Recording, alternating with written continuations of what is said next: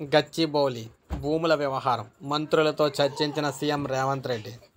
So మీరు చూసుకున్నట్లయితే గచ్చిబౌలి పరిధిలోని భూముల వ్యవహారం హైదరాబాద్ సెంట్రల్ యూనివర్సిటీలో ఆందోళన తాజా పరిణామాలపై ముఖ్యమంత్రి రేవంత్ రెడ్డి ఆరా తీశారు. ప్రస్తుత పరిస్థితులపై అందుబాటులో ఉన్న మంత్రులతో సీఎం చర్చించారు. డిప్యూటీ సీఎం బట్టి విక్రమార్క, మంత్రులు శ్రీధర్ బాబు, జూపల్లి కృష్ణారావు, పొంగులేటి శ్రీనివాసరావు, సీతక్కలతో సీఎం సమీక్షించారు. ఈ అంశంపై డిప్యూటీ సీఎం బట్టి విక్రమార్క, శ్రీధర్ బాబు, పొంగులేటి సాయంత్రం మీడియాతో మాట్లాడే అవకాశం కూడా ఉంది. రంగారెడ్డి జిల్లా శేర్లింగంపల్లి మండలం గచ్చిబౌలిలో సర్వే నంబర్ 25లో 400 ఎకరాలపై యాజమాన్య హక్కులు పూర్తిగా రాష్ట్ర ప్రభుత్వానివని రెవెన్యూ శాఖ మంత్రి పొంగులేటి శ్రీనివాసరెడ్డి ఇప్పటికే స్పష్టం చేశారు. దీనిపై హైకోర్టు, సుప్రీంకోర్టులు వేసిన వ్యాజ్యాలపై కూడా పోరాడి కాంగ్రెస్ ప్రభుత్వం హక్కులు దక్కించుకుందని కూడా పేర్కొన్నారు. ఈ భూమిలో ఒక్క అంగుళం కూడా హైదరాబాద్ సెంట్రల్ యూనివర్సిటీకి చెందింది లేదని పేర్కొన్నారు. ఈ భూమికి సంబంధించి సృష్టించే ఎటువంటి వివాదమైన కోర్టు ధిక్కరణ కిందకే వస్తుందన్నారు.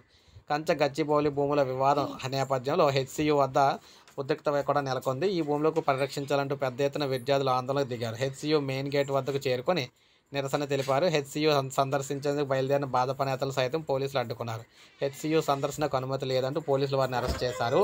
ఇక హైకోర్టులో వాటా ఫౌండేషన్ పిల్లు కూడా దాఖలు చేసింది. గచ్చిబౌలి భూములపై హైకోర్టులో పిల్లు దాఖలైంది. జాతీయ ఉద్యానవనంగా ప్రకటించాలంటూ తమ వాటా ఫౌండేషన్ ప్రజా ప్రయోజన వాద్యం దాఖలు చేసింది. అత్యవసర విచారణకు స్వీకరించాలని ఫౌండేషన్ తరపు న్యాయవాది కోరారు. దీనిపై విచారణ అయితే రేపైతే జరగబోతుందన్నమాట. సో ఏది విధంగా ఈ 400 ఎకరాలపై అత్యవసర సమావేశం అయితే మనకి ముగిసిందనమాట సీఎం గారితో క్యాబినెట్ కీలక మంత్రులతోటి. సో ఇది మనకి లేటెస్ట్ అప్డేట్. ఒక లైక్ చేయండి, సబ్స్క్రైబ్ చేసుకోండి, మన ఛానల్ సబ్స్క్రైబ్ చేసుకోండి.